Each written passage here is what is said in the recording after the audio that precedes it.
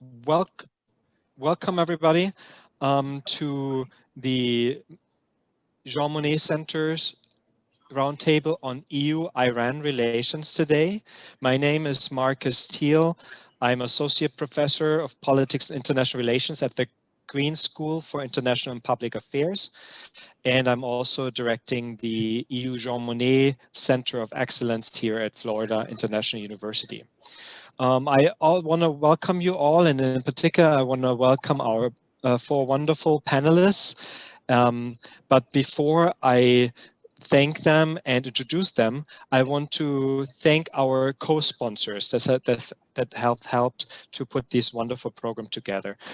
This is a roundtable that's co-sponsored with FIU's Mohsin and Fawza Jaffer Center for Muslim World Studies under the directorship of Professor Muhaddin Misbahi. So thank you very much, Professor Misbahi, as well as Professor Naisi Sardoui. I also want to thank Ms. Christine Kali and the European Eurasian Studies program at FIU. I want to thank also the European Union Center as well as the Middle Eastern Studies Center at the University of Illinois that has co-sponsored and helped promote the event, as well as the Center for European Studies at the University of Florida. Thank you everyone for your help and particular, of course, to our wonderful panelists. So in the next hour and 15 minutes, after my short introduction, each of our panelists will provide a short introductory statement from their specific area of expertise, and then they'll debate a number of questions pertaining to the issue of EU-Iran-US relations. And follow that, in the last 15 minutes, we want to reserve for questions and answers from the audience. That being said, that gives you the opportunity to ask questions. We hope this is going to be a public event, but we hope that, of course, we're going to have a frank but also respectful dialogue. And I would encourage you to please use the Q&A box, the question and answer box on the bottom of your screen to type in any questions you may have. Please also submit your affiliation. Thank you. Okay, so let's begin. A little bit about the issue itself, why we found it important. I mean, there's a lot of dynamics right now going on in the bilateral EU-Iranian, or should I even say trilateral relations, right, between the US, Iran, and Europe going on. The Joint Comprehensive Plan of Action, which is the acronym that you'll hear today a lot probably, JCPOA, the Joint Comprehensive Plan of Action, was spearheaded by the European Union as a prominent multilateral non-proliferation agreement in 2015, with the auspices also of the US. The hope was that it would pave a way for dealing with other outstanding issues over which the EU and the US were loggerheads with Iran. Instead, during the Trump administration, the main focus has been by the European Union to just simply save the JCPOA, the Joint Comprehensive Plan of Action, particularly when the US then withdrew in 2018. As Iran in turn has decreased its compliance with the deal, and so mutual friction has intensified, particularly as a result of the US's so-called maximum pressure campaign over the last 2-3 years. The EU has therefore faced increasing challenges to maintain a working relationship with Tehran on the one hand, of course, but also with the US, with trust running thin on all sides. So it is questionable for many if Iran will rejoin the JCPOA. Hopefully we can maybe get some perspective on that today. And the EU, in turn, seeking more strategic autonomy and distance from the US, aims to expand its interaction with Tehran to ensure the treaty's survival and the tackling of economic and human rights issues, while also taking a more proactive role, hopefully, in mitigating conflicts in the region, because this seems to be more than just a trilateral issue. This is a geopolitical issue. So there's a lot to unpack, a lot to talk about. And certainly after the Biden administration now coming into power, we may see a change in policy on all sides. in order to help us uncover some of the complexity. We have a wonderful team of panelists. And so let me start here introducing Dr. Shireen Hunter. Dr. Shireen Hunter is an independent scholar with more than 50 years of experience in international affairs as a diplomat in Iran's foreign service from 1965 to 1979, as a think tank analyst, as a program director at the Center for Strategic International Studies in DC, as well as at the Center for European Policy Studies in Brussels, and as a university professor. She's the author of 16 books and monographs, and editor or contributor of 12 books and monographs. Her latest 2 books include God on Our Side, Religion and International Affairs, published by Rowman and Littlefield in 2016, and Iran Divided, The Historical Roots of Iranian Debates on Identity, Culture, and Governance, also by Rowman and Littlefield in 2014. She has written more than 100 book chapters and journal articles and over 500 opinion pieces, and has lectured widely and participated in conferences all across the world. With that being said, Dr. Hunter, thank you very much for being here with us, and the floor is yours for the next 5 minutes. Thank you very much. It's my pleasure to be here. I don't know whether you can see me. I have no idea. Oh, yes, you can see me. Also see so many familiar faces, especially Eldar Mammadov, but also Humayun Vash, Mr. Humayun Vash. So it's great pleasure to be here. But also, since we academics are like peddlers, I want to say that my latest book actually is The Arab-Iranian Relations, Dynamics of Conflict and Cooperation, also by Rowman and Littlefield. I thought that if I might, this might be a little bit different what I'm going to say of what one generally talks about, especially in the last 3 years or so since the Trump administration decided to withdraw from the JCPOA. But for someone like me who has followed the European relations with Iran even before the Islamic Revolution, I think that what I have basically seen is a lot more continuity in European policy, and also and EU, of course, even before the EU was EU. And also, I think that there's a greater congruity of objectives vis-a-vis Iran between Europe and America that a lot of people are seeing right now. And I think that this explains why the Iranian efforts in the last several years to try to get EU to do more, by economic cooperation and other facilitating Iran's access to the international markets and so on, that Europe hasn't budged. They haven't done anything, and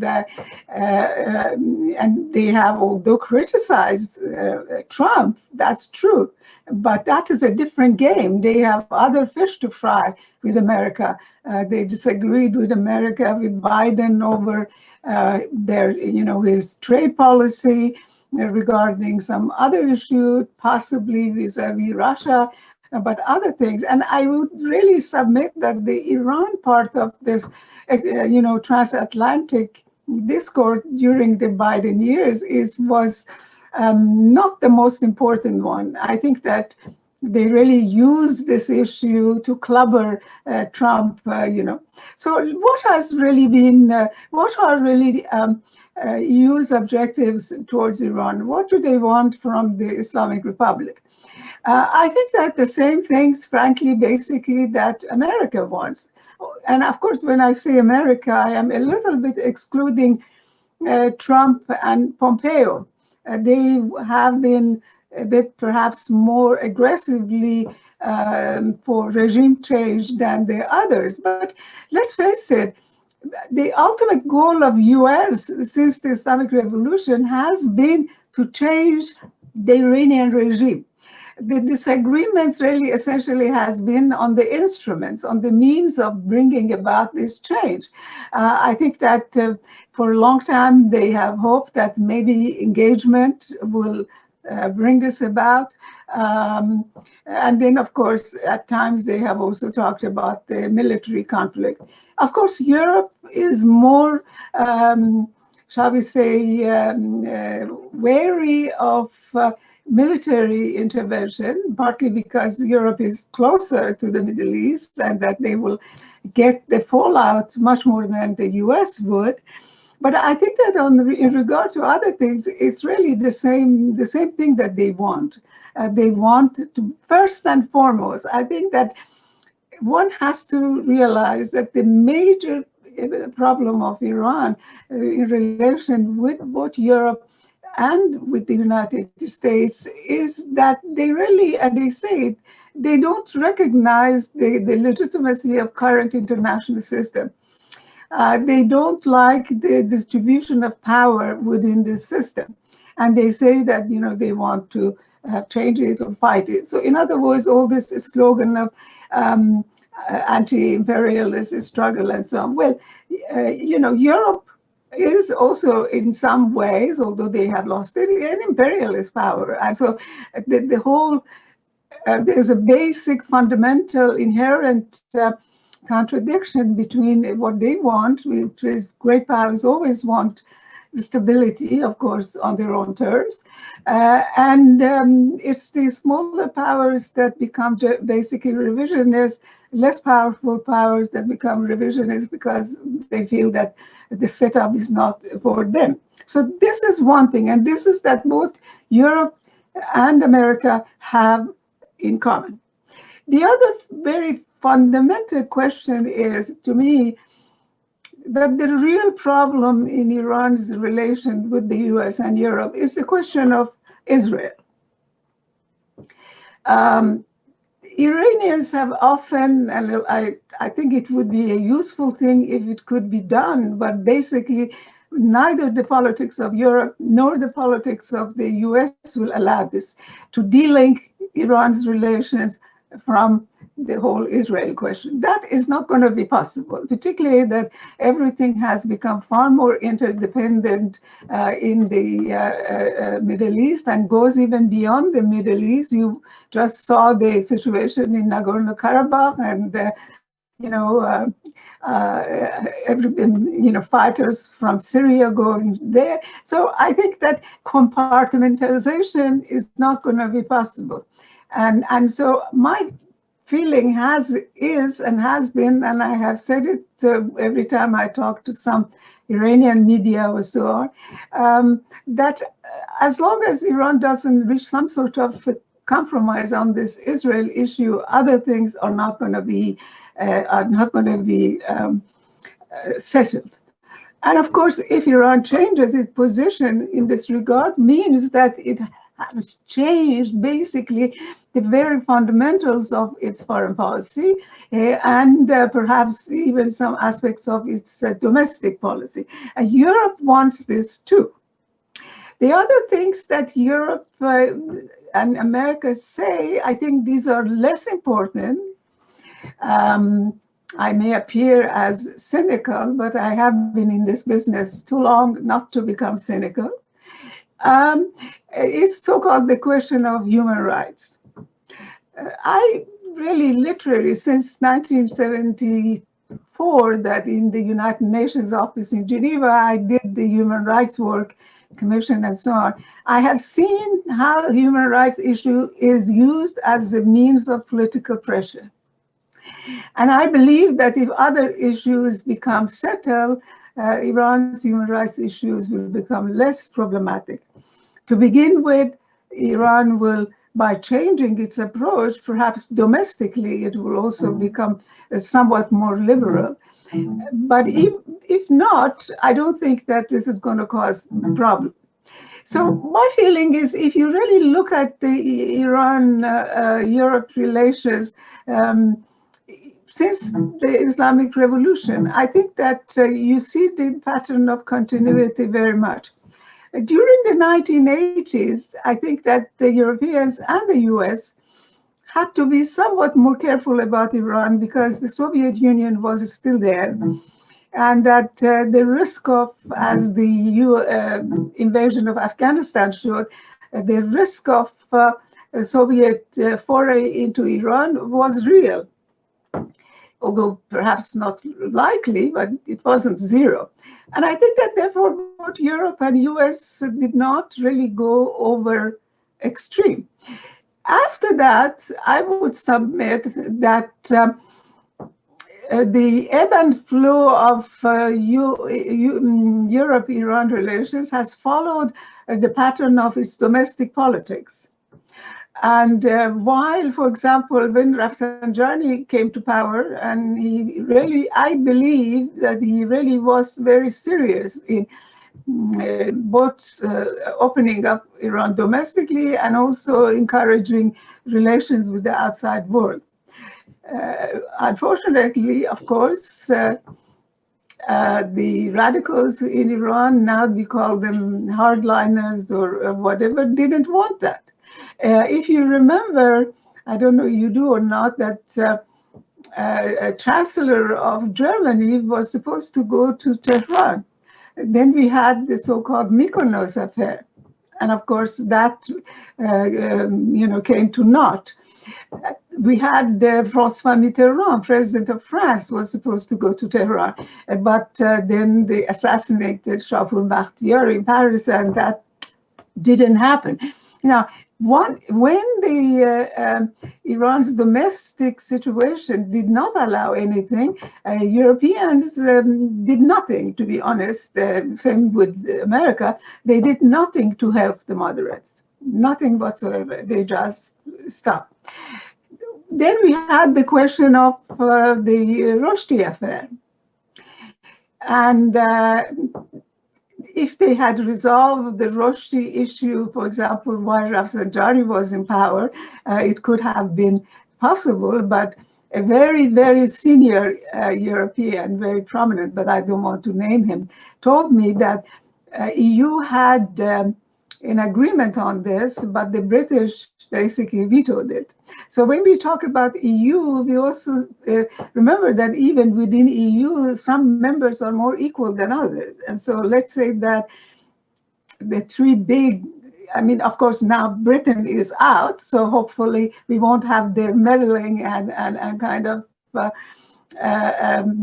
mischief making, but while they were, and you have Germany, France, and then of course those days UK was there, and even now I think that even though Britain is not in EU, it can have some influence, on the decision. Well, they didn't do it, and they waited until the Khatami came to power. And they accepted the same formula that Rafsanjani had recommended.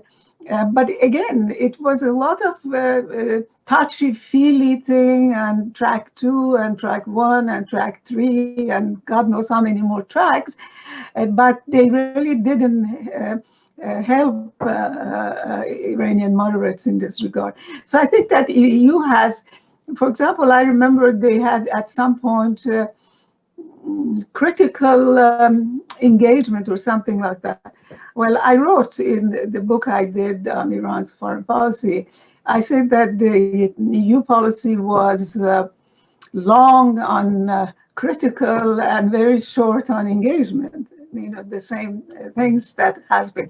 And as I say, basically, and also let's face it, EU has Europeans, since the time of at least General de Gaulle, they have tried to some way de-link European security and others from the US. The problem is, it seems to me that to do so is going to require a lot of money. I mean, lots and lots and lots of money, and many other things in terms of coordinating all their military hardware and so on and so forth. And to build the kind of so-called lift and strike capability that NATO has and so on, is going to be very difficult. And the other thing is, to be honest, within EU, there are different perspectives on both US and on Russia. And doing this kind of independence is going to be more problematic than it was when EU was smaller. I have to confess that I am a goalist when it comes to European Union. I always believe that expanding EU membership just weakened it, and it has, I think. So if Poland will feel differently than, let's say, and even Norway probably will feel differently. The smaller European countries will feel differently. They see America perhaps as a counterweight to the big ones, Germany and others. So I think that for the foreseeable future, I think the Europeans are going to need America's strategic heft, if I may put it that way, both in terms of countering potential Russian ambitions and also if they want to, counter China and so forth at some point, depending on what they feel about it. They are going to be doing that. And so I believe that all the criticism of Trump should not be taken as a fundamental questioning of the transatlantic relations. Yes, relations can be weak. And to be honest with you, and this I have tried to tell, there is no way Europe is going to choose Iran over America. Never. And moreover, Europe has also, as an economic power, it has its economic calculations. Europe is not even going to choose Iran over the Saudi Arabia or the Gulf states, unless Iran, comes back within the international system. If Iran comes back, then whole series of things can change. But that is a very big if. As I am, I suppose, getting my time is running out. What I see actually coming up is that assuming that we can get completely rid of Donald Trump and that Joe Biden is inaugurated as president on time, I would think that transatlantic relations are going to improve. And I think that under a Biden presidency, Europe will be more willing to cooperate with US in regard to Iran. Now, this is a double-edged thing. If the US adopts, I think, a more realistic approach towards Iran, by, for example, returning to the JCPOA, assuming that Iran also do what is required. And I do believe, and I have again advised this before the Iranian, whatever Iran does this time has to be simultaneous. Has to be simultaneous. Iran did a lot of things under JCPOA without the other side doing their part of the bargain. And so this left Iran really basically empty-handed. And if Biden, adopts a smart policy towards Iran, and also if it adopts a more nuanced policy towards the regional issues, whether it is Saudi role, in the region, or the UAE role, and so on. And of course, assuming that Iran also can put their house in order. At the moment, some of the things I hear and read are not really very encouraging. But if they put their house in order, they adopt a more reasonable policy, and both sides really with goodwill. I always. Yeah, I'm one last word. I'm so sorry, but one last word I would say. I really truly believe that Iran's diplomacy in JCPOA was faulty. I think that you can never rely on the signature of an individual in any case. It has to be much more.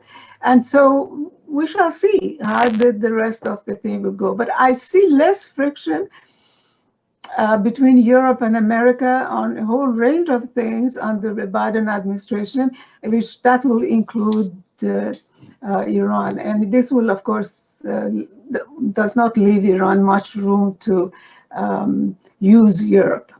Thank you. Thank you for your Thank you. patience. Thank you, appreciate it. So that was a lot of already good information, right? Kind of analyzing some of the complexities surrounding those relations.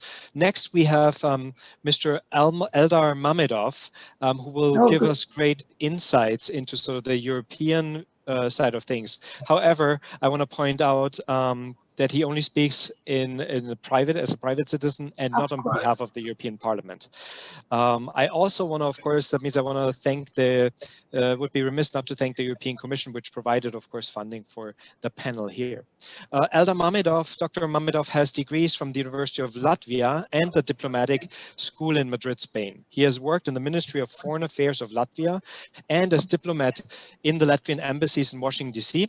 and Madrid. Since 2007, Dr. Mamedov has served as political advisor for the Social Democrats in the Foreign Affairs Committee of the European Parliament, and he's in charge of the European Parliament's delegations for inter-parliamentary relations with Iran, Iraq, and the Arabian Peninsula. Dr. Mamedov, it's all yours.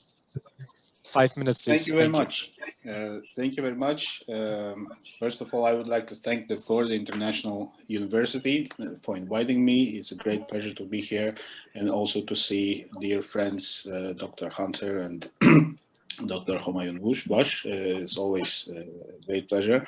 So I will pick where Dr. Hunter left, and I would broadly agree that there's a number of concerns which the European Union indeed shares with the United States, such as, for example, the regional policies of the Islamic Republic, European Union and Iran are on the opposing sides of the Syrian conflict, for example. Then there's, of course, the question of relations with Israel, which Dr. Hunter pointed out too. And of course, there are other concerns such as the domestic situation in Iran, human rights record, and some activities of Iranian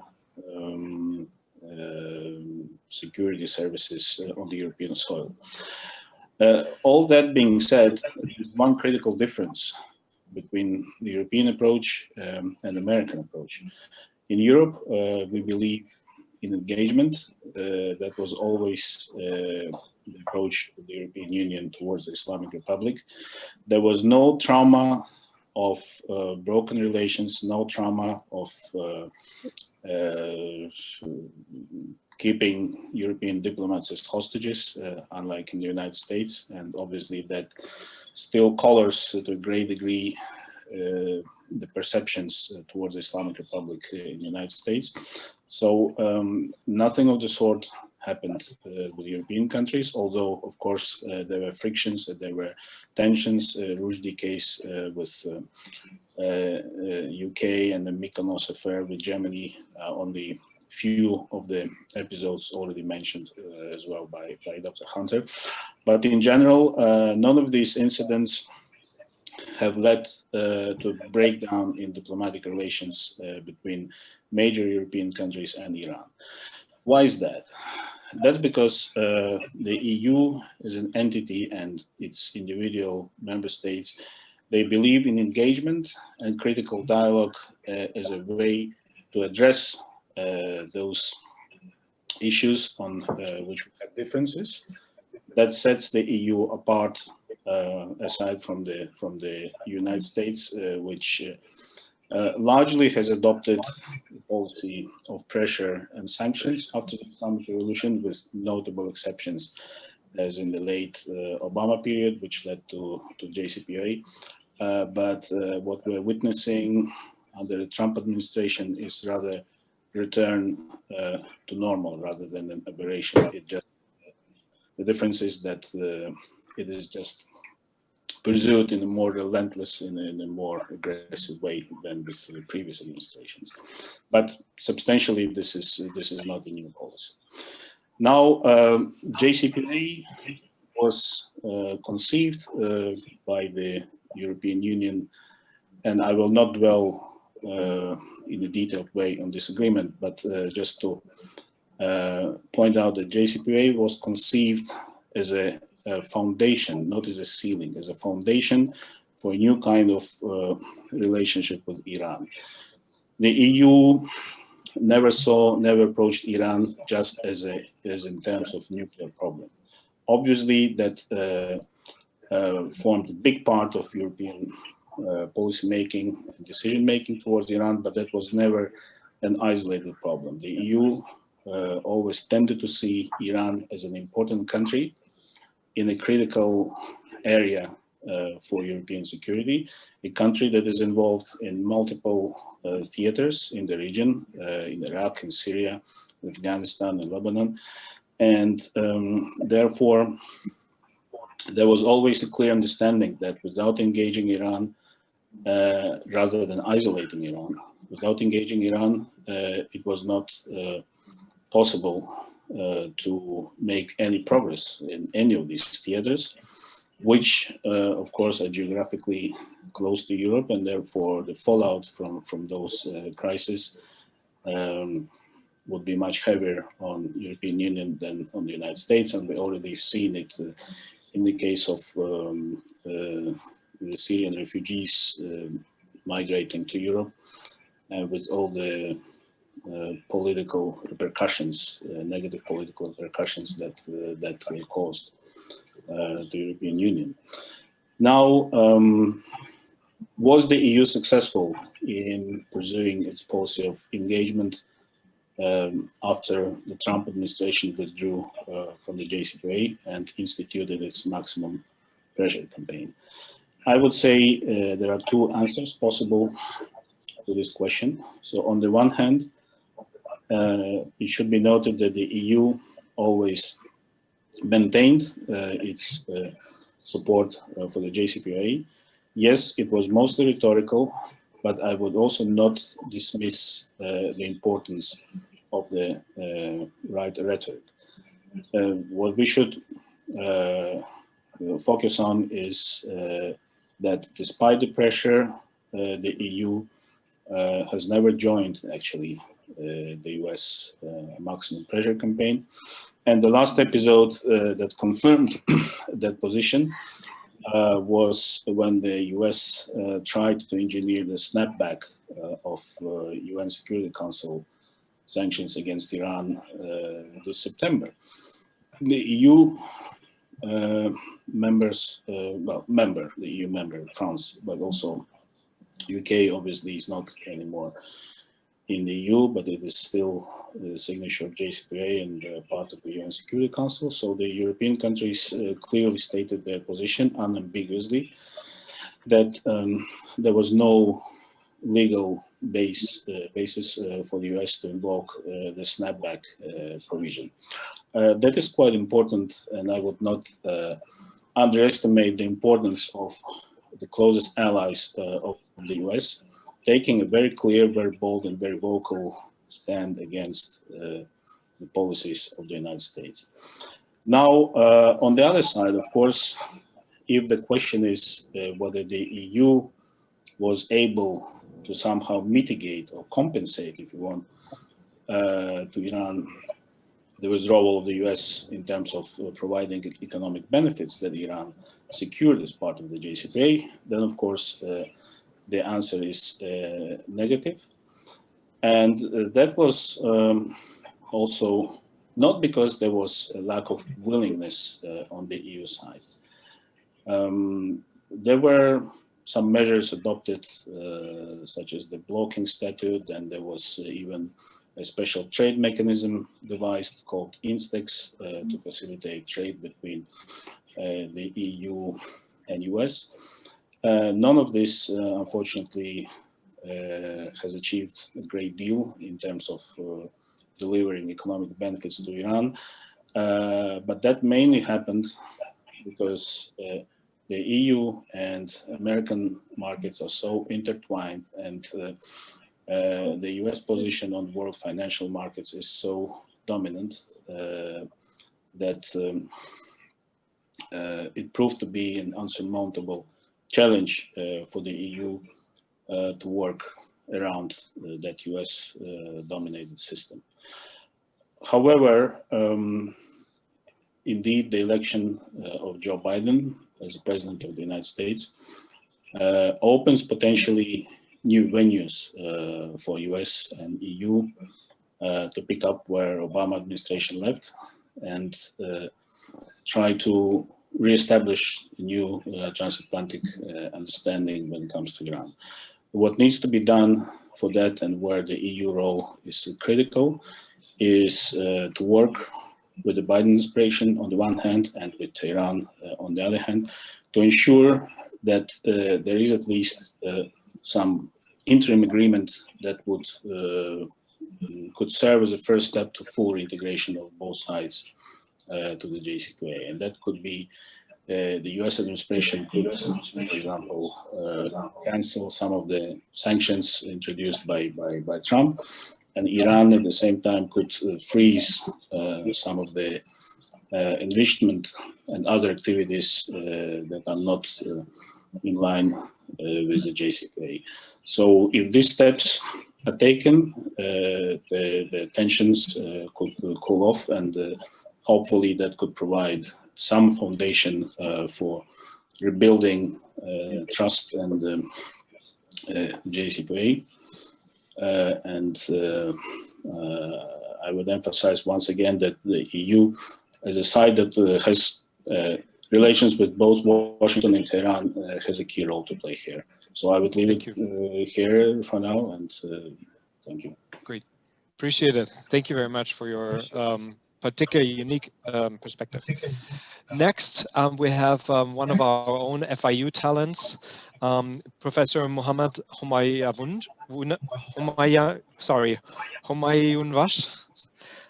He's Dr. Humayunwash is the founding director of the Institute for Interfaith Dialogue and Education at Miami-Dade College, and a lecturer at the School of International Public Affairs at FIU, where he got his degree from. And he's also a lecturer at the Religious Studies Department at the University of Miami. He is the author of Iran and the Nuclear Question, published with Routledge in 2017. Formerly, he had been a fellow at the Hartog Global Strategy Initiative at Columbia University, and a nuclear history research fellow for the Wilson Center's Nuclear Proliferation International History Project at Monash University in South Africa. He has previously also been visiting scholar at Miami-Dade College and a visiting professor at Garodi International College at Louisiana State University. Certainly an expert on nuclear politics. Professor Humayunwash, it's all yours. 5 minutes, please. Thank you so much. And good to see Dr. Hunter. I'm glad you could make it today, and also great to see Eldar Mamedov. So just to maybe build up on what the previous speakers mentioned, considering the fact that I only have 5 minutes and I want to leave some time for Q&A. So I'll just give you some bullet points about my thoughts on what's going on between Iran and the EU at the present moment, and the path forward, hopefully. So when the JCPOA was conceived, it was supposed to be a win-win formula with hopefully some spillover effect in other issue areas. That was the hope on the side, on the part of the Iranians, and I believe the Obama administration as well. But with the Trump administration coming to power, it just went from win-win formula to less for less formula. So Iranians were less committed to their obligations under the JCPOA, and they enriched uranium, for example, to 4.5% as opposed to 3.65%. And they increased their stockpile, went over, what was allowed under the JCPOA in order to gain some leverage in the, future negotiations with the United States. And then with the Trump administration in power, obviously the US adopted this maximum pressure policy, which triggered a maximum resistance response from Iran. And the EU, I would say, it was kind of missing in action. by and large, in a consequential sense, in the midst of this. I think the EU put up some cosmetic resistance, but and it took, the babiest of baby steps to save the JCPOA. But as Eldar mentioned, nothing beyond that. And so I think viewed from Iran's perspective right now, the EU3 or the EU writ large is seeking strategic relevance on the cheap. And again, Tehran, I think, views and sees a pronounced fear of defying Washington's, even worst impulses. Viewed from an, I guess, international relations theory perspective, you could argue that the EU has fallen prey to some of the pathologies that we associate with alliances, like entanglement, like entrapment, and abandonment anxieties. And I think all three of them are quite visible and pronounced when you view the EU's, I don't want to say clientelistic attitude towards the United States, but sometimes too timid, I would argue, and lack of self-confidence that we see in the way the EU operates vis-a-vis Iran, and this relationship being constantly triangulated by the US factor. So the Iranians, I think they were expecting, maybe to their consternation and to their, I guess, frustration, they were expecting the EU to practice, what it preaches. Because when we teach, regionalism in international relations, we normally call the EU the gold standard of institutionalism, multilateralism, regionalism, and a bastion of, norm-based statecraft. But it really saddens me, to be honest, to see that the EU has abandoned almost, most of those, norm entrepreneurship chops and credentials when it comes to its, Middle East policy writ large. So, the Europeans, I think they talk a big game about things like civilian power, soft power, civility transfer, I don't know, politics of responsibility, human rights, normative foreign policy, transformative power, and all the rest of it. But sometimes it comes across from the perspective of certain, Middle Eastern countries, all of this comes across as just empty talk.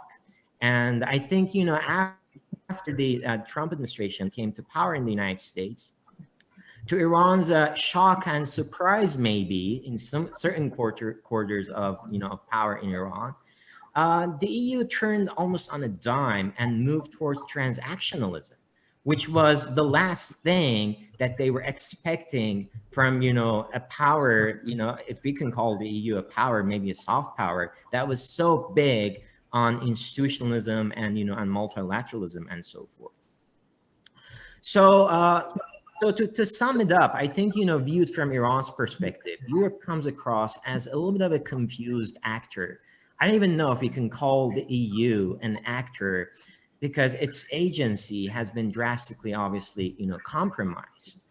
And Europe comes across as maybe too small for big moments. And from that perspective, one wonders how big a deal Biden's victory going to be. I don't think the Iranians are exactly, ecstatic about, Joe Biden's, victory. And, I don't know, reading some stuff from Iran, you feel like they have crossed the Rubicon on the West in a strategic sense. And, they used to rotate between the West and the East. But I think now, instead of rotating, they have kind of pivoted maybe in a more, emphasized manner towards the East. Because they feel like that the Iranians feel like that the European Union has tethered and indexed its foreign policy too tightly towards the United States. And it has lost its, policy autonomy in the process. So one wonders, can can the EU, under such compromised circumstances, craft and formulate an Iran policy that is not so deeply, triangulated by the U.S. factor? So when the U.S. acts transactionally, the EU could still, stand its ground and does not follow, suit. So I think the net effect of what I mentioned is that the EU has ceded much of its policy-making space on Iran to external factors. And I think, it's, again, viewed from Iran's perspective, the EU has priced itself out of that policy marketplace, in a sense. So the JCPOA is mostly hollowed out, right now. It's an empty vessel. We'll see, how much a future Biden administration, maybe in collaboration with, with the rest of the JCPOA signatories, could pour into this empty vessel, because let's not remember that some of the key stipulations of the JCPOA are going to expire in 2023 and then 2025. And I'm assuming that the Biden, the future Biden administration would try and extend some of those, timelines, and, and that's going to obviously create friction and resistance with Iran. So we'll see what happens. But I think the litmus test for the Iranian was that when the U.S. was about to run out of runway for sanctions policy and was kind of, hurtling towards a military conflict, the EU seemed helpless and didn't do much. And right now, the Iranians, when it comes to their relationship with the EU, are in this, save us the lecture and spare us the phony indignation mode. And they want, the EU in cooperation with the US to hit the ground running. And we'll see if, if that transpires. So I'll just leave it there, and hopefully we'll talk more in the Q&A. Thank you. Thanks very much for a really great sort of geopolitical assessment. Last but not least, we have with us Dr. Eric Loeb with us, also from FIU. He's one of my esteemed colleagues. Dr. Loeb is an associate professor in the Department of Politics and International Relations at FIU. His research focuses on the politics of development in the Middle East and beyond. He's the author of the recent book, Iran's Reconstruction Jihad, Rural Development and Regime Consolidation After 1979, published with Cambridge University Press in 2020. His articles have appeared in a number of important outlets, such as the International Journal of Middle East Studies, Iranian Studies, Middle East Critique, and Third World Quarterly, among others. He received the 2014 Foundation for Iranian Studies Annual Award for Best Dissertation. In 2013-2014, he also earned a Ph.D. in Near Eastern Studies from Princeton University and was a postdoctoral fellow at Brandeis University's Ground Center for Middle East Studies. He's a Board of Trustee member of the American Institute of Iranian Studies and member of the Middle East Studies Association. Eric, it's all yours. Thank you. Okay, thanks. And thanks for having me on such a... Sorry. Before you begin, if I just can one more time encourage our attendees to, if you have any questions to the panels, please use the Q&A chat box in the bottom to post these questions. If you have directed at somebody specific, please let us know so I can ask these questions at the end. Thank you. It's all yours. Okay, thanks for having me on such an esteemed panel. I've been following the works of Dr. Hunter and to some extent Eldar as well, and good to see Mohammed again. It's really an honor and privilege to be here with such expertise. I'll reiterate some of the points that have already been discussed. I'll do it briefly, and in terms of falling somewhere in between. Optimism and pessimism in terms of what the future holds for this, as Mohammed said, triangular relationship between Iran, the US, and EU.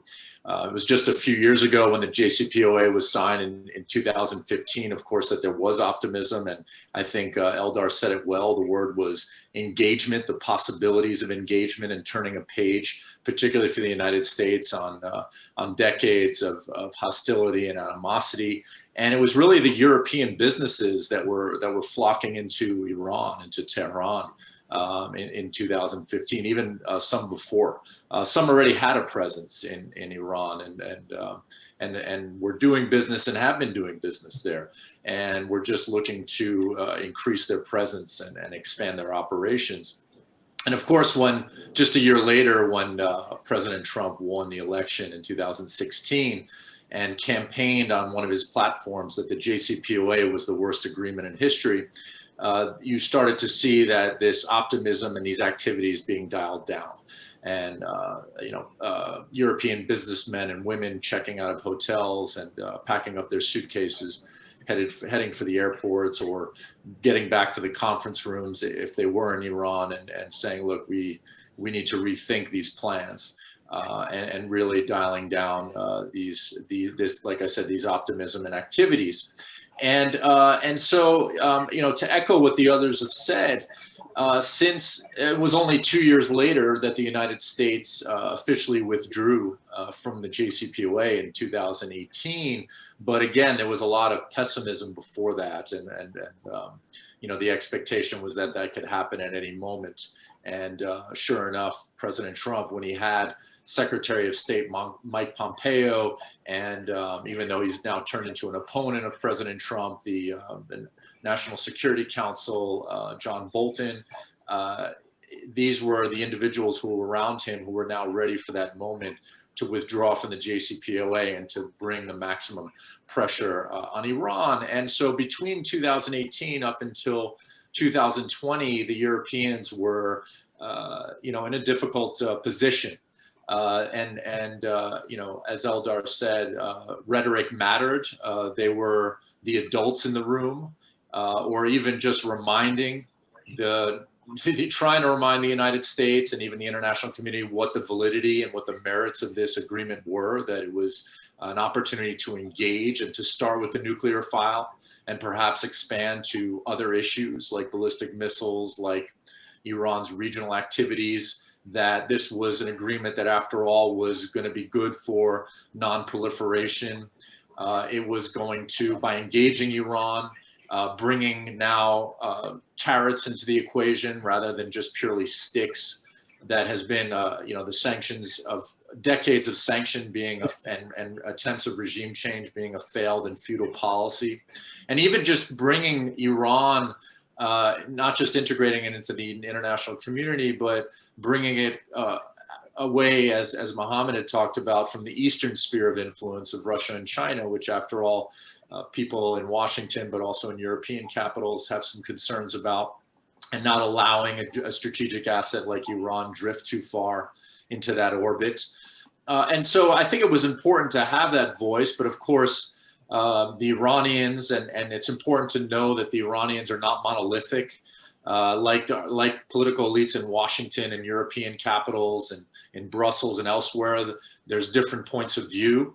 And, unfortunately, as Dr. Hunter said, the U.S. withdrawal from the Joint Comprehensive Plan of Action has undermined or weakened the moderate voices and moderate elites in Iran. The very forces that want to engage with the West have been completely undermined and discredited, led by President Rouhani and their top diplomat, Zarif. And so, these voices coming from Europe were important, but as people understood, they had no teeth behind it. And the most that they could really do was that Eldar mentioned, to develop this instex mechanism to try to get circumvent the US dollar and try to engage in barter transactions with the Islamic Republic. But the mechanism didn't even really go into force until the spring of 2020, and when the pandemic started. And through that mechanism, there's been very limited, and it was really constrained to humanitarian action and goods. And even with the pandemic raging in Iran and raging in other parts of the region and the world, there's been very limited transactions through that mechanism. And so, of course, to echo what Mohammed said, the Europeans are viewed as not necessarily having the teeth to back up or really to put their money where their mouths are. And a lot of that, as we've talked about again and again on this panel, is this lack of strategic autonomy or independence that the Europeans seek. And as Dr.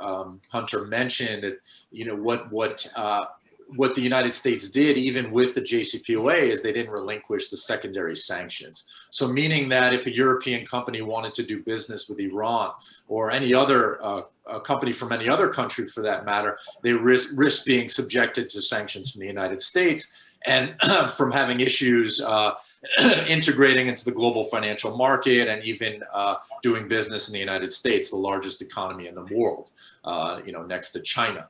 So of course, at the end of the day, aside from the fact with the Europeans being under the U.S.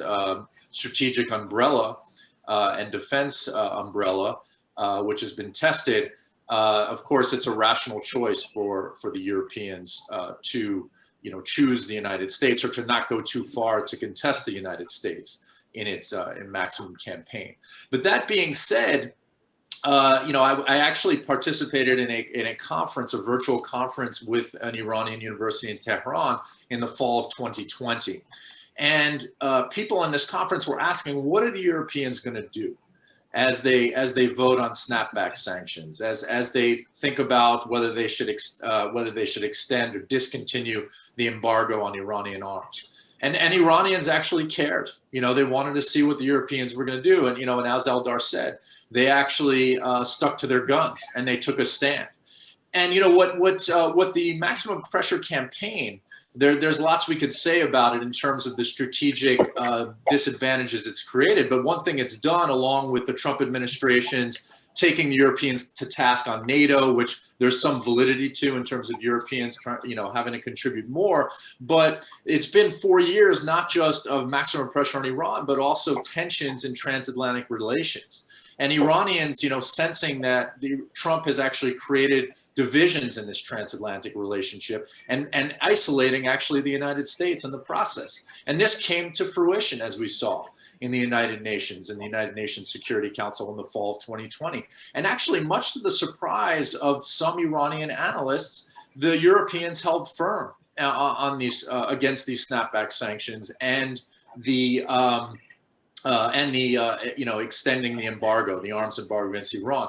So I think, you know, even though, of course, people understand in Iran among different circles and across the political spectrum that the Europeans are constrained in terms of their strategic autonomy and independence, I think they showed something heading into the what you know, is going to be presumably the Biden administration understanding the importance of alliances and, you know, re-engaging the Europeans and trying to then re-embark on a track of engagement through the JCPOA. Again, as I think Eldar said, well, not as a ceiling, but as a foundation to perhaps build in other areas. And of course, you know, this effort will be constrained in itself because, you know, while the Europeans took a stand in the fall, and while the Biden administration is presumably coming in and is going to reverse a lot of these policies, the constraint is the Iranian election cycle. And so while a moderate Iranian president is in power today,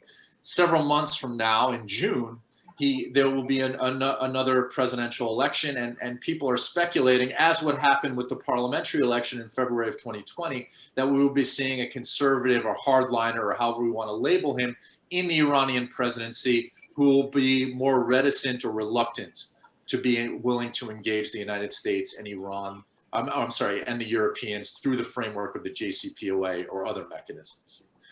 So I'll leave it there, and I look forward to the Q&A. Thanks again. Thank you very much, Eric. Thanks, Dr. Loeb. We have a number of questions already, and right on time. We have 15 minutes left for Q&A, so I want to start taking these questions. And unless they're directed at somebody specific, pretty much all of you, whoever wants to open, please just unmute your microphone and contribute. I'm going to be merging the first two questions because they're kind of similar, by Pablo Menendez and Mercedes Paguada. Pablo says, you know, now that the Trump administration withdrew and Joe Biden's administration represents sort of the Obama 2 administration? Will the Biden-Harris administration represent a continuity of the Obama era, or will there new efforts to restore U.S.-Iran relations? And connected to Mercedes' questions, maybe is there some new element towards a new Biden administration that can improve on the flaws of the JCPOA? And in the sense of what do you think is the best way to handle Iran and the potential threat that it poses? I don't know who wants to answer. Please go ahead. Okay, no, well, I would just say that there are a couple of things I would like to, based on the questions that came up, and if I might make one or two just comment. One of the things is that the problem with JCPOA was that Iran and the US joined the JCPOA with completely different objectives. The Americans thought that JCPOA will be just the beginning of doing deals on other things.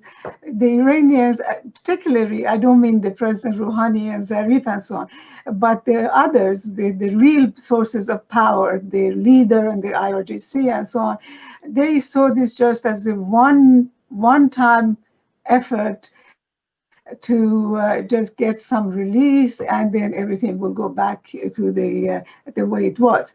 And that's why that, from the beginning, they undermined JCPOA. I don't want to go into detail and get other people's time. So this was one basic thing. The other thing is that the whole sanctions things, that even though Trump added to that, even in the Obama administration, after they lifted some of the non-nuclear sanctions, they added other sanctions based on, other complaints. The problem, I think, that we must understand is it's until the fundamental issue in Iran is not resolved, and that is and I believe this is what they are working on. Even with the EU, even EU was prepared to go and engage in economic, activities, but the Revolutionary Guards, all their affiliates and the Basij and so on were against it. They constantly said, we don't want the European companies to come in. We do it ourselves, because they thought that they would lose their monopoly. So what I really truly believe there are some things could be done which would reduce tensions. And I think in that regard, Europe can play a significant role, similar to, for example, the proposal that Macron did a couple of years ago. But I think that the resolution of Iran's problems with Europe, and in fact, I would say even with Russia and China, depends on changes inside Iran.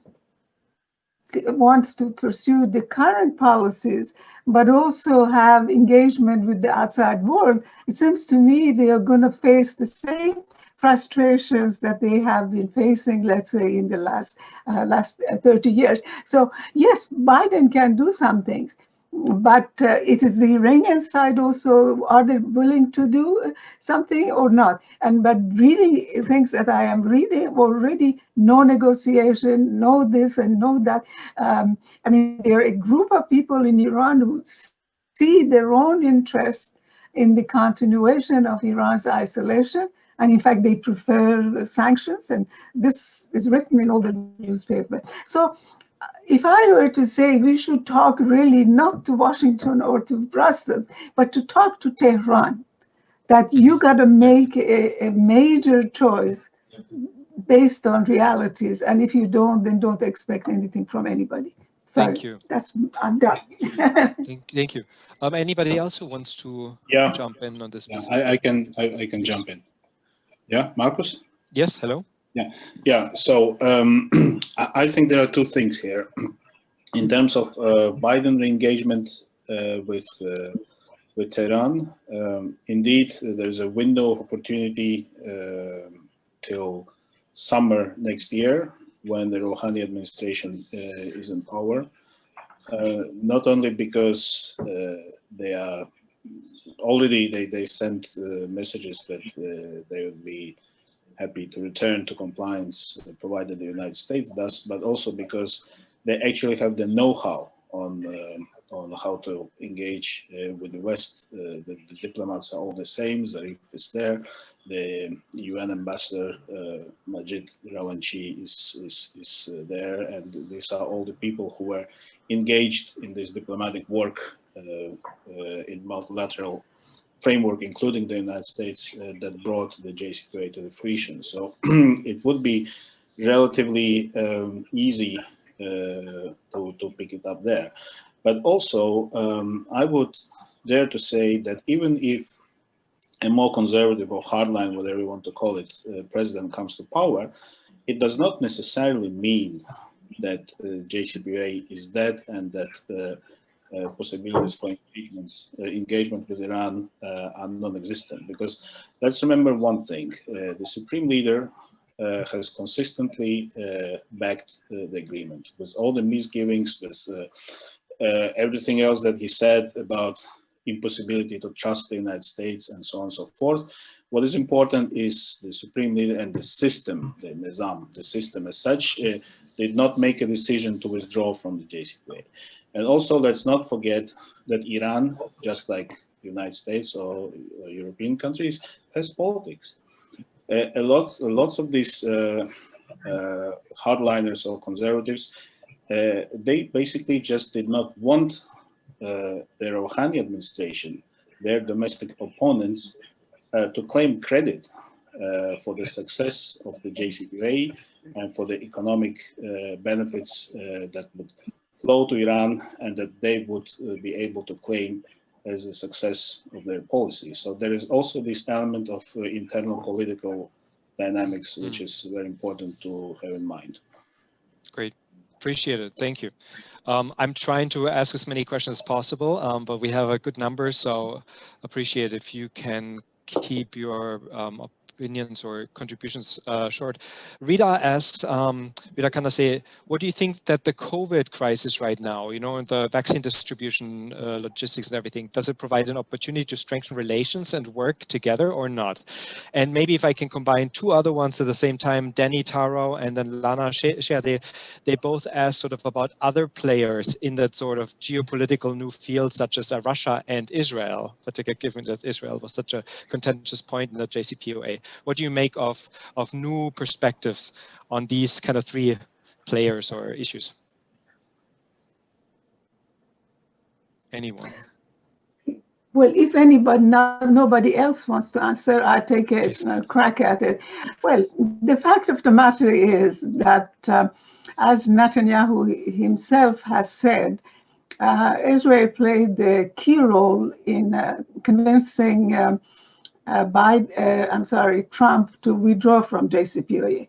And I don't think that Israel is going to relent on this. And they are the candidates for key positions in the Biden administration all have very strong pro-Israel credentials, and Biden himself, notwithstanding some frustration he had with Netanyahu.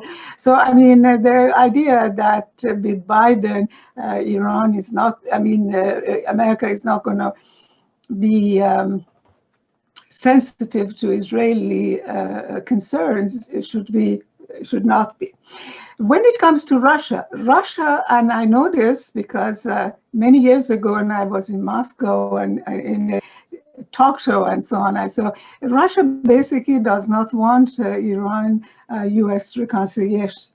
And Russia has a lot of influence within the military establishment, particularly the IRGC, going back to pre-revolution activities of KGB and so on in Iran. They wouldn't want that either.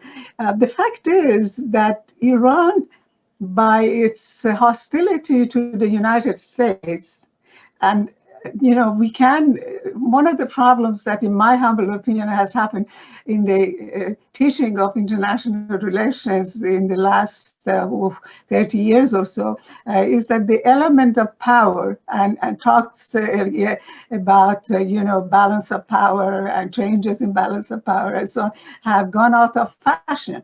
And in fact, talking about this, you are accused of being, you know, realist. Well, I am a realist, and I think that I'm correct if you look at this. And so the fact is, Iran, by cutting relations and becoming, you know, a sort of a challenger of the whole global system, it has really undermined its own bargaining position. I mean, how can Iran, who needs China, can have a real deal from China or a real deal from Russia? So I believe that the main problem with Iran is really, I have written it and told it ad nauseum, the problem with Iran is that they don't have a national outlook on their foreign policy. I mean, if your ultimate goal is liberation of Palestine and you don't care what happens to Iran, then I don't think you're going to be able to deal with the outside world. You know, it's just this. And unfortunately, you know, the thing is that you have to understand the dynamics of power in international relations and understand how states' relations work. I heard mention about that EU did not stand for the norms and so on. Well, this is again another thing because, you know, we have gone so far in constructivism and this and that, that we forget the essentials of, we don't read the diplomatic history, so we don't know how before things were done and how different these are or are not. So I still say that the problem of Iran is in Iran. They are also expecting too much from China. I mean, China hasn't yet signed the agreement that they give everything in Iran to China. You see, this is the way it is. If a country does not have a bargaining chip, then of course everybody is going to manipulate it. And I think that both Russia from the Iranian side and Israel on the American side, I think that they will try to prevent a really rapid rapprochement. Thank you very much. In the interest of, I'm gonna have one more. I'm gonna take one more question, which is actually it's a bunch of questions from our colleague Professor Sardoui, Nicey Sardoui. So if I may be able to take two from her quickly. One that says, and these will be the last one. Sorry, everyone. One is directed at Dr. Hunter, but I guess can be to everyone. If the Republicans maintain control of the Senate, how will this impact the Biden administration policy towards Iran, right, in terms of the hung Congress? And the other one, Dr. Loeb, that's been raised also by Camilo. Given your knowledge of Iran's developmental strategy, how do you assess the impacts of maximum pressure on Iran? Because it seems to be also like a Trump administration strategy, like the maximum pressure on Venezuela, sort of, you know, moving towards regime change. So if you can please respond to these last two questions, then we'll have to finish. We're going to be going over time a little bit anyway. Well, who is, I mean, I don't want to be the one to answer if some other colleagues. Sure, yeah, please, then whoever wants to either answer the question about the Republican control of the Senate and how this will impact Iran, or I think Dr. Loeb, the maximum pressure strategy, how you would judge that. Sure, I could say a few things about both, and then other people please. can jump in. I'm happy to. In terms of the Congress, one thing to note is that while the Joint Comprehensive Plan of Action was ratified or certified by the UN Security Council, it actually wasn't done by the U.S. Congress. So I'm not sure if that's going to be as much of a concern as people think. If it's done, you know, primarily through the executive branch and you know, through diplomatic channels. Now, if that were to happen, of course, it would give it greater legitimacy and greater weight. But you know, and correct me if I'm wrong, but I don't believe that was the case, you know, back in 2015. So that's number one. Number two, in terms of development, I mean, you know, there's different ways of looking at it. But of course, in the beginning of the maximum pressure campaign, of course, Iran suffered in many ways economically. with I mean, of course, having difficulties in terms of financial transactions, in terms of oil exports, in terms of contracting GDP and recession, unemployment, rising inflation, devalued currency. There's a laundry list of economic impacts that the sanctions had. But what ended up happening, and Iran again has, and not to underestimate, and of course it's a lot of ordinary Iranians, day to day, who suffer from this more than elites who have resources, access to networks, including what Dr. Hunter said, that in some ways this actually reinforces the informal economy and the ability of political and economic elites and others to engage in smuggling activities. Iran borders several countries, so you have hundreds, if not thousands, of boats going up and down the Persian Gulf. So, the economists, at least that I read, some from Iran and others, the expression is always that it's bending, but it's not breaking. And you even see in certain points, as this strategy goes on, as Mohammed says, it starts to lose traction. And it's not to say that Iran by any means is out of the woods, but you even start to see certain sectors rebounding, particularly non-oil sectors. Iran has actually diversified, and that may be a credit in some parts of the sanctions, diversified economically more than some other oil-rich countries in the Middle East as a consequence of this. So you've seen, for example, a gain in non-oil sectors with its exports and production. So, of course, this hasn't necessarily been good in many ways for Iranian development, but again, it depends, from whose eyes you're seeing this through and whose perspective. And there, in any scenario, there's going to be winners and losers. So I'll leave it at that. And if anyone else wants to jump in, Marcos, I would like to add. If I might, go ahead, Eldar, go ahead. Yeah, thank you. Just very quickly, in terms of Republican-controlled Senate. There are plenty of sanctions, for example, that were imposed via executive order, and those can be rolled back by President Biden. For example, as he promised in his campaign that on day one he will be abolishing the so-called Muslim ban, and that would have tremendous positive psychological, symbolic value, but also a practical one in terms of making it possible again for all those Iranian Americans to travel between Iran and the United States. So Congress, Senate, regardless, a lot can be done on the level of executive orders. And last but not least, can I add something, Marcus? Oh, go on. Yeah, please go ahead. Because someone asked about the COVID-19. I think that's an excellent question, because I think COVID-19 actually was a good exogenous shock to the system that showed how much more transactionalism and unilateralism we have in the system than we realize. It kind of removed the sugar coating from, I think, the international system. But also, I think if we keep that as as in the background, we should also think about, the notion that maybe Biden and Biden's, election is more of a glitch, an aberration, and Trump represents more of a trend than we realize.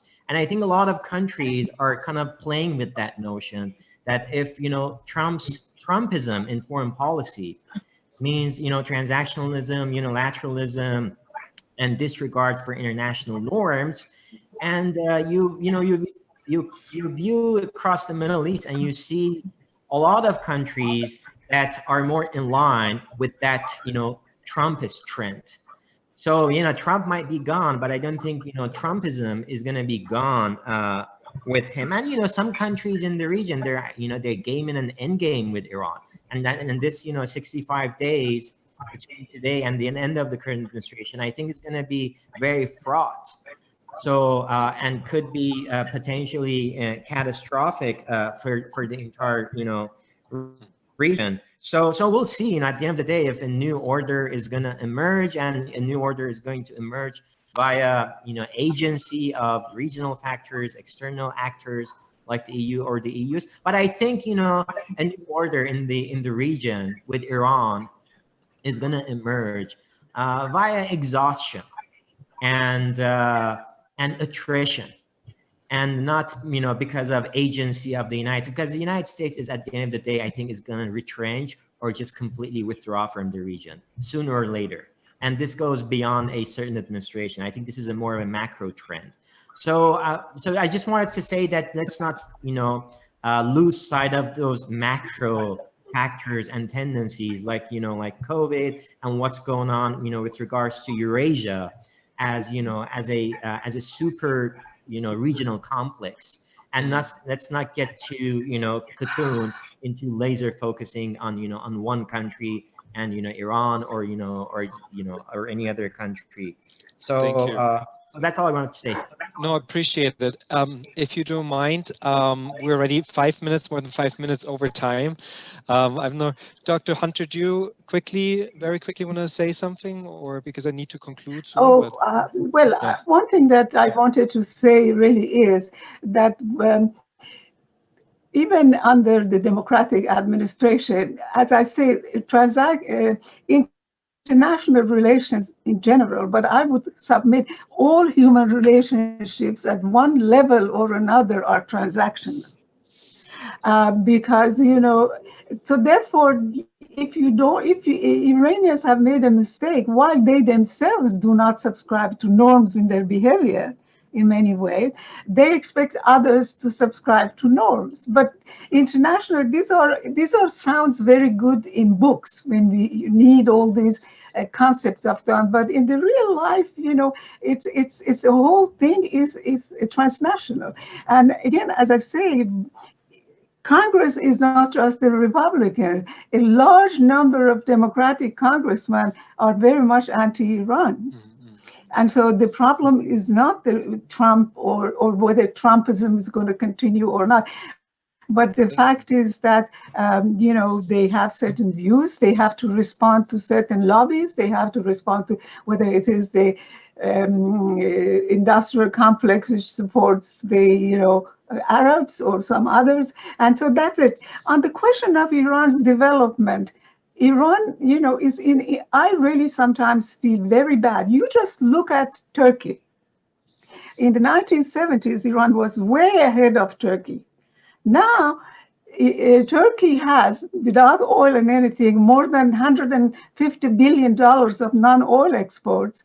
And what has happened under this current system is that even Iran's old factories have closed, because there's elements in Iran, the Bazaris and so on, who really prefer just import rather than export, because that is where their benefits lies. So I think that the problems of Iran's economy now is very fundamental. But this is not about that. So I'm sorry if I spoke too much, but thank you for having me. No, thank you. Thank every one of you for giving really very foundational and interesting perspective on this truly complex situation, in which there's a lot of now moving parts, right? From COVID to the new administration to the European switch for autonomous strategy. I think we only grasp sort of, you know, on the surface. There's still unanswered questions in the box that we couldn't get to. But aside from thanking all of you for participating, I hope that I'll see you in the spring again. And I want to let everyone who couldn't get their their questions answered, know that you can, not all hope is lost. On Wednesday, the 24th of March, we're planning a one-day conference on European Union, Middle Eastern relations. So Wednesday, 24th, and just look out for the SIPA flyers, the FIU flyers. There will be lots more promotion coming your way. But for now, I just want to thank every one of you for your participation, your expertise. I want to thank our attendees and our sponsors. And I hope that things will look up one way or another with all these moving parts, but that, you know, the relations eventually will improve. So thank you very much, everyone. And I hope you have a good rest of the day, the week, and the year. Appreciate it. Take care. Thank you. Thank you. Thanks.